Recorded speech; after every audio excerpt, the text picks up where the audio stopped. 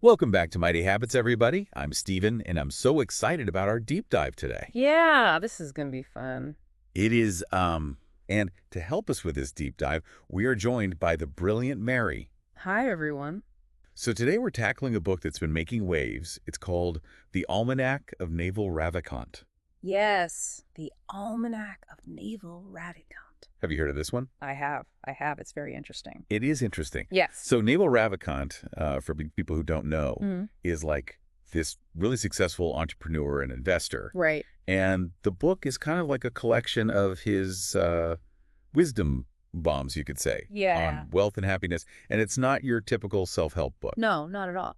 What I found interesting is how he kind of turns traditional notions of success on their head. Yeah, he's got some unique ideas, that's for sure. Right. So, for example, he talks about happiness as an internal state, Mm-hmm. you know? So instead of chasing external validation, it's like finding contentment within. Yeah, he really stresses that happiness isn't about reaching some destination. It's more about mastering your own mind and finding peace in the present moment. Yeah. And he even advocates for being happy for no reason at all, Right. which is a pretty radical concept when you think about it. That's a tough one for me. I always feel like my brain wants a reason. Yeah, I think a lot of us are wired that way.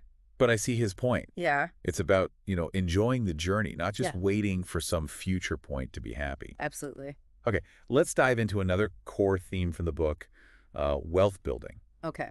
And he doesn't just talk about, like money. Mm. He talks about building wealth in a way that creates lasting Oh, happiness. right. He's not talking about just like hoarding cash, It's Right. more about Building a life. yeah, building a life that you want, Yeah. that you enjoy. Like it's not just about accumulating a pile of money.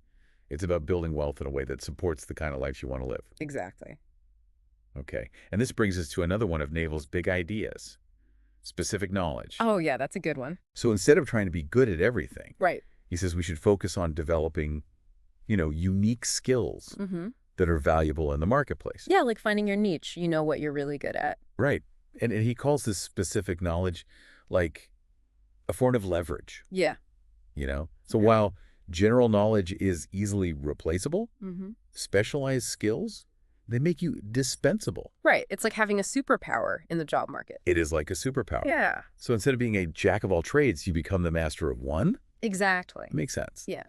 But how do you figure out like what your specific knowledge should be? That's the million-dollar question, isn't it? It is. I mean, he doesn't really offer like a step-by-step guide or anything, but he encourages us to kind of explore, different areas, Mhm. experiment, figure out what genuinely excites us. Yeah. The sweet spot is finding something you're passionate about Mm-hmm. that also has like market value where Right. those two things intersect. And I think a lot of people struggle with that, Yeah, finding that intersection is tough. finding that intersection. It's not always obvious, It's not. but once you do, Yeah. it can be really powerful. It can be really powerful. Yeah, So you find your passion, you hone your skills, and suddenly you're like this sought-after expert. exactly. You become the go-to person. You become the go-to person. But there's another piece of the puzzle here. Mm-hmm. And Naval talks a lot about the importance of judgment. Oh, yes, judgment. That's huge for him. So in a world that's like overflowing with information, Right. he says the ability to filter that information and make sound decisions Mm-hmm.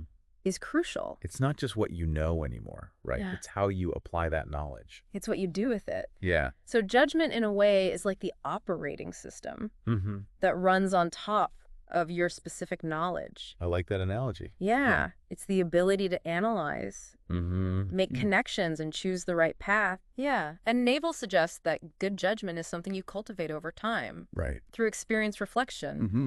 And yes, reading. Reading, he's a huge advocate for reading. Oh, he loves reading. And he believes it's one of the best ways to acquire knowledge. Mm-hmm. Expand your horizons Yeah. and sharpen your judgment. It's like a workout for your brain.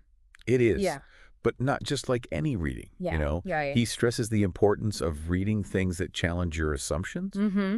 and introduce you to new perspectives. Yeah. Get outside your comfort zone. Right. And he doesn't offer a specific reading list or anything, Yeah. but he emphasizes, engaging with the material actively, Right. formulating your own opinions, Mm-hmm. questioning everything. Yeah. Don't just passively absorb it. Right. Treat reading like a conversation, not just passive absorption. Exactly. And this resonates with me. yeah. It's about reading to learn and grow, not just for entertainment. And it ties into another crucial aspect of Naval's philosophy, Okay. building good habits Mm-hmm.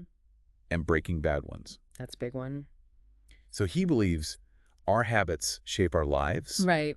more than we realize. Yeah. More than we often give them credit for. Right. And by consciously cultivating positive habits, we set ourselves up for success and happiness, Makes sense. which aligns perfectly with your podcast, wouldn't you say? Oh, absolutely. This is like our bread and butter. It is. Yeah.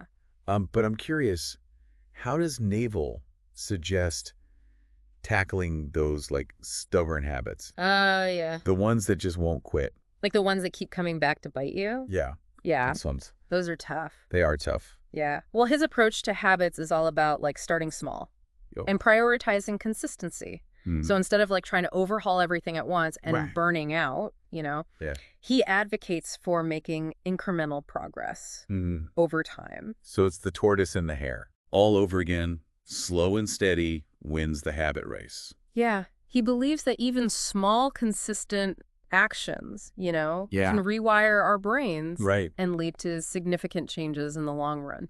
It's like compound growth, but applied to personal development. Exactly. Yeah, it's like you don't go from 0 to bench pressing 200 pounds overnight, right? Right. It takes time and consistent effort. And this resonates with his emphasis on delayed gratification. Oh, yeah, big time. You're putting in the work now for future rewards. Which can be a challenge, Huh. in our instant gratification world. Yeah, for sure. But he argues that this ability to delay gratification is essential for success in any area of life. Makes sense. It requires discipline and a long-term vision. So patience isn't just a virtue, it's a secret weapon. I like that.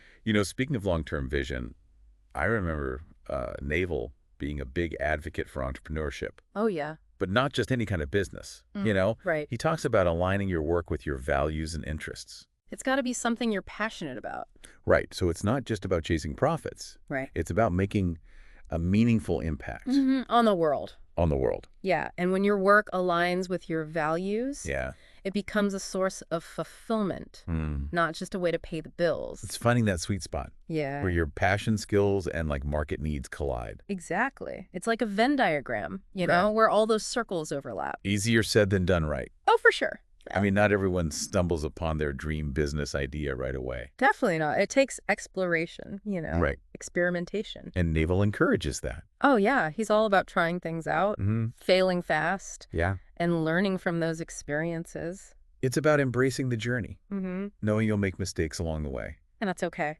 Yeah, it reminds me of like the lean startup approach, where you iterate and adapt based on feedback. Yeah, exactly. You got to Yeah. be flexible. But even with the best intentions and ideas, Mm-hmm. things don't always go as planned. That's life, right? It is. How does Naval deal with like setbacks and failures? Well, he emphasizes taking ownership Okay. of both your wins and losses. So it's about accountability. Yeah, absolutely. Instead of blaming others when things go wrong, he encourages us to ask, Right. what can I learn from this? Okay. How can I do better next time? So it's about self-awareness and using failures as opportunities for growth. It's not about dwelling on mistakes, Right. but analyzing them and extracting valuable lessons. It's like that old saying, know thyself. Right. But he takes it a step further. Yeah. He's urging us to not only understand ourselves, but to leverage that self-knowledge Right. to create a life we love. Yeah, to design a life that works for us. He also talks about simplifying your life, Oh, yeah. focusing on what truly matters and eliminating the rest It's about being intentional, right? with your time and energy and avoiding getting bogged down Right. in unnecessary So complexity. it's a bit like Marie Kondoing your life. Yeah, exactly. But instead of tidying up your possessions, you're decluttering your commitments and obligations. Right. It's about creating space for the things that bring you joy, align with your values, and move you closer to your goals.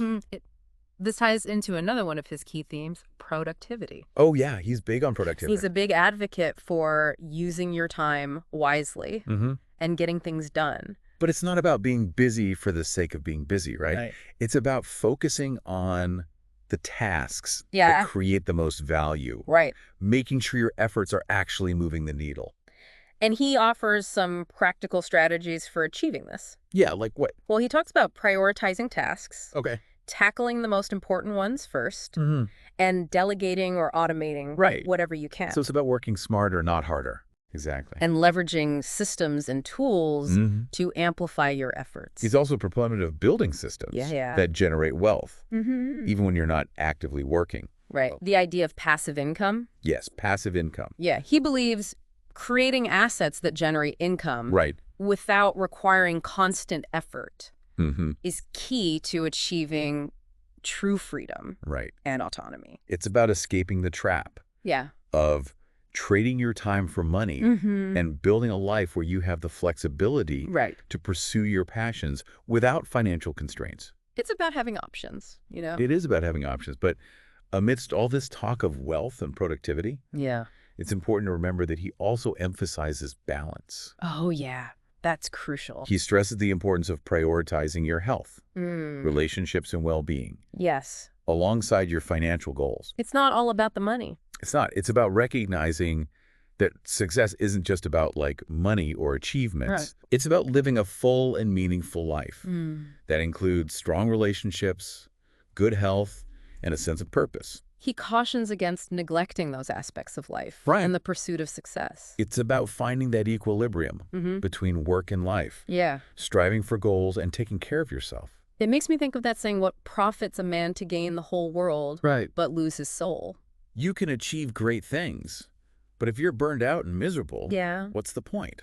Exactly. You got to enjoy the ride, too. You do. And he encourages us to take breaks, recharge, and make time for activities that bring joy and relaxation. It's about finding a sustainable rhythm that allows you to work hard, but also rest and rejuvenate. And his views on rest are interesting. Oh, yeah. It's not just about like sleeping or taking time off work.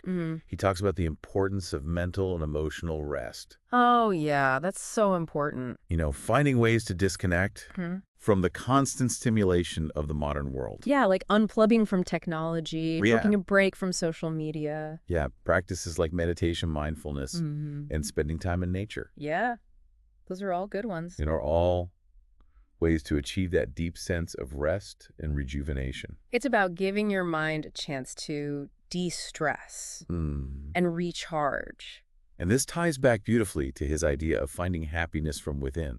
Yeah, full circle. It's about recognizing that true happiness doesn't depend on external circumstances, but on cultivating inner peace and contentment. It's about mastering your mind. Yeah. And finding joy in the simple act of being alive. And that's such a powerful and liberating message. It is. It's empowering. We have the power to create our own happiness, regardless of what's happening around us. I love that. So much of his philosophy is about empowerment. Yeah. You know, taking control of your life, making conscious choices, and building a life that aligns with your values and aspirations. He encourages us to think bigger, challenge our limiting beliefs, and embrace the journey of personal growth and self-discovery. You know, we've covered a lot of ground here. We have. But there's one more big idea from the Almanac that I want to touch on. Okay, what's that? Leverage. Leverage. Oh, yeah, that's a good one. And Naval talks about this as like a key ingredient for wealth creation. Okay. And achieving outsized results. It's like multiplying your efforts. Right. Getting more bang for your buck. Yeah, but not in a financial sense necessarily. Right. It's not just about money. It's more about how he defines leverage. Okay. How does he define it? It's like the ability to do more with less. I like that. Right? Yeah. Can you break down some of the specific types of leverage? Yeah, sure. That he discusses? So he outlines several forms, starting with the most traditional labor leverage. Okay. That's essentially trading your time for money. Right. Working for someone else. The classic 9 to 5. Yeah, exactly. Then there's capital leverage. Okay. Using money to make more money through investments or business ventures. Okay. And then there's the leverage that really fascinates me, code leverage. Code leverage? Yeah. I'm intrigued. Yeah, it sounds futuristic, right? It does. But it's actually happening now. So what is code leverage? It's about using technology and automation to scale your efforts. So think about software algorithms or online businesses. That can work for you 24/7. Even while you sleep. Exactly. Yeah. You're not directly trading your time for money anymore. Right. You're building systems that work for you, generating value and potentially income without constant input. That's incredibly powerful. It is. And he sees this as becoming even more important. As technology continues to advance, he believes those who can harness the power of technology will have a significant advantage in the future. It makes me think about all the ways technology is disrupting industries. Yeah. Automating jobs that were once done by humans. It's happening all around us. But his point isn't to fear these changes. No, not at all. It's to embrace them, right? He emphasizes the importance of adapting, learning new skills, and leveraging technology as a tool for empowerment. Yeah. Not a threat. So it's not about being replaced by technology, but about using it to amplify your efforts and create new opportunities. It's a mindset shift. Seeing technology as a partner in progress. It's fascinating how he weaves together seemingly disparate ideas. Yeah. Like wealth building, happiness, technology, and personal responsibility. It's all connected. His philosophy is really about taking control of your life and creating a future that aligns with your values and aspirations. It's about building a life where you're not just surviving, but thriving. And he doesn't sugarcoat the journey. No, he's very realistic about it. He emphasizes the importance of hard work, discipline, and making tough choices. Yeah, it's not always easy. But he's a realist, but also an optimist. Yeah, I'd say so. He believes that we all have the potential to achieve extraordinary things if we're willing to put in the effort. Yeah, you got to be willing to do the work. And embrace the challenges along the way. That's where the growth happens. That's the beauty of his message. Yeah. It's both aspirational and grounded. It's practical philosophy. It's not about following a rigid set of rules, but about developing your own framework for success and happiness based on principles that resonate with you. It's about finding what works for you. Exactly. Exactly. It's about finding what works for you. Well, Mary, this has been an incredibly insightful deep dive into the Almanac of Naval Ravikant.